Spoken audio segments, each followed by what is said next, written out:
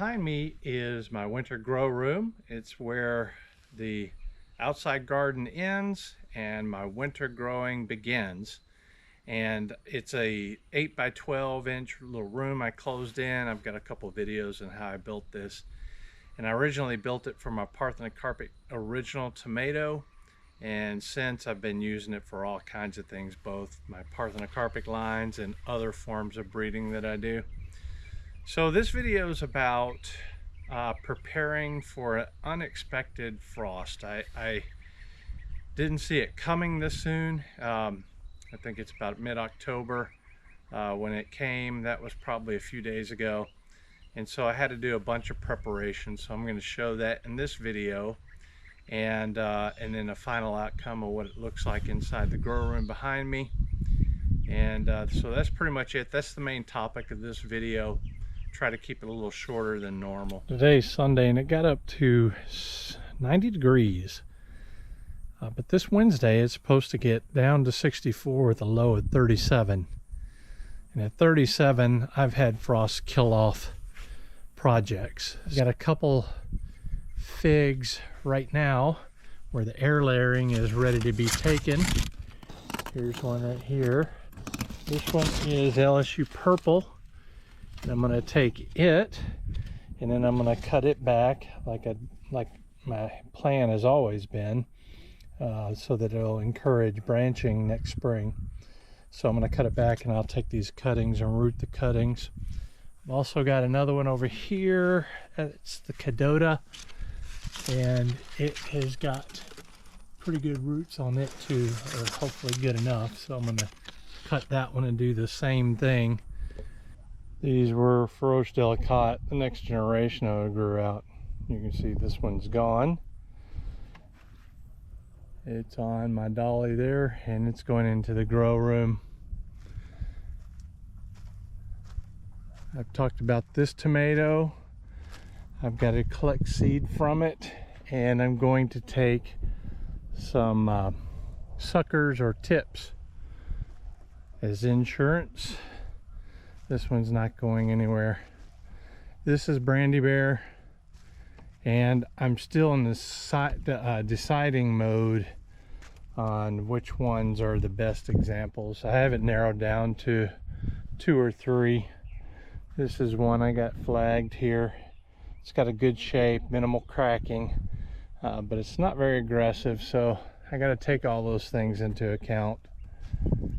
So almost every, I think every example, every plant that I've taken and cut open has been parthenocarpic, so that's good.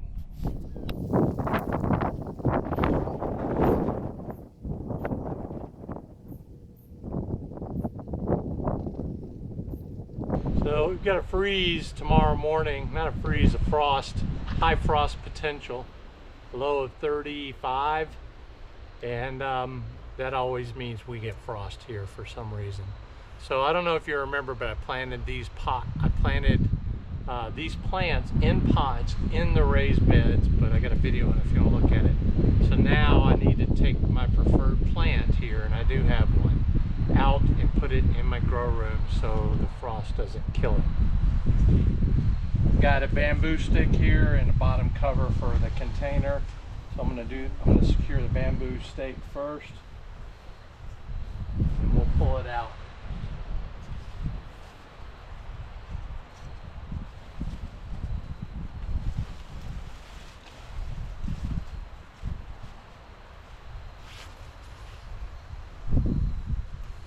Use a tomato clip.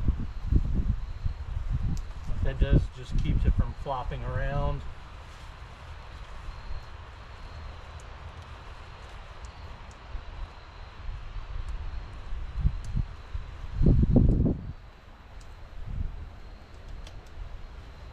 All right, now I'm just going to manhandle it.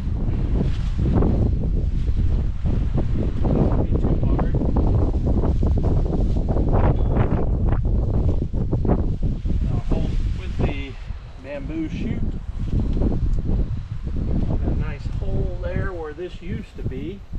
Looking for, yeah, there's the tray right here. So I'll put the tray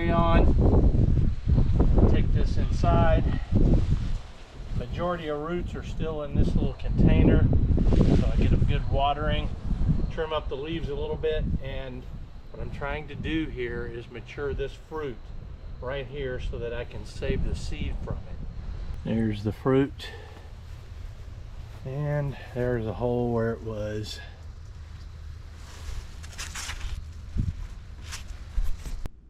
Alexa, what's the temperature in Olmsted, Arkansas? Right now, in Olmsted, Arkansas, it's 38 degrees Fahrenheit. Today, expect a high of 63 degrees. I pretty much knew it was going to happen.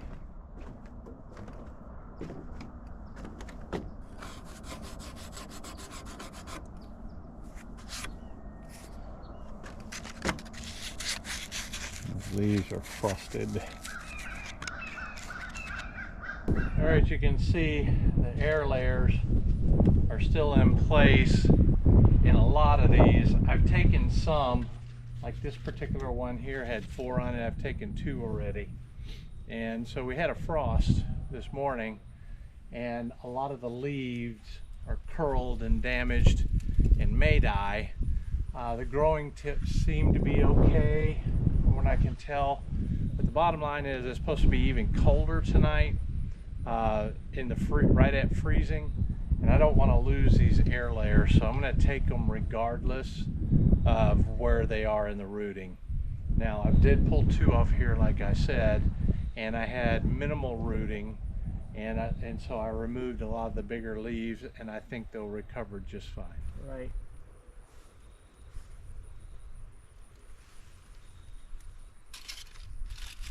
Here. So I'm going to set that down. And this one, I can see the mark right here, so that was pretty good cut right there. So let me disconnect it.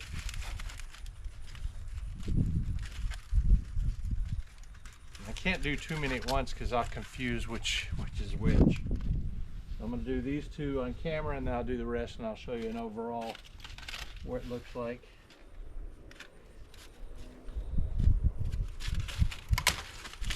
So I'm cutting it just above where a node would, so you should be able to get some good scaffolding there. So the 2 are Italian 258 that I just did here, and the first one is Black Madeira. So the rest I'm going to do, and we're going to get ready for tonight. These are the lower 2 of the I-258, Italian 258s. And on the very lowest one, there were no roots, but there's little dots that I think will come about. And so I'm considering whether to take this off or not. The one just above it, or the 3rd down from the branch, has got some rooting. I think this will be fine, but this is too long, so I'm going to probably cut it back to about right here so that the leaves don't put too much onto the roots, and can catch up, the roots can establish. That's the aftermath. No survivors. Well, I tell you, it doesn't take much. It didn't even get below freezing. Frost whacked me. 2 days in a row of frost. Thank goodness I moved everything I wanted indoors. Unfortunately, I didn't get to evaluate all the brandy bears. See all that fruit on there? But I think I have a preliminary pick of 3, so I brought those in. Let's go into my grow room here. I'll give you a quick look and talk about what's going on inside here. I've got some tomatoes growing for crosses in Next Generation set up here. Did that yesterday. Down on the bottom you can see that I've got the figs from the air layering. I've got also, well, I've got, besides that, I also bought a couple other varieties that I'm trying to leaf out and root. But I've also got 3 brandy bears there, the 3 choice I was just talking about. I've got a not next generation, but a previous grow that I went back to strengthen the genetics of Madison's Cross. That's the F1 of the beginning of Madison's Cross. And Madison's Cross is open pollinated. In the very back there in the corner is Feroce Delicate right here. It's around Next Generation, and I managed to self it there. Hopefully that took. That was a couple days ago. We'll see. Got a paste tomato, the one I'm choosing. I'm probably going to back cross that to strengthen it. It's not got everything ideal that I like. I got the cherry tomato rose cherry bear, the one that's in the video. I've got 3 different winter squash, 2 butternuts here and here. There are potentials to carry forward from honey gold butternut.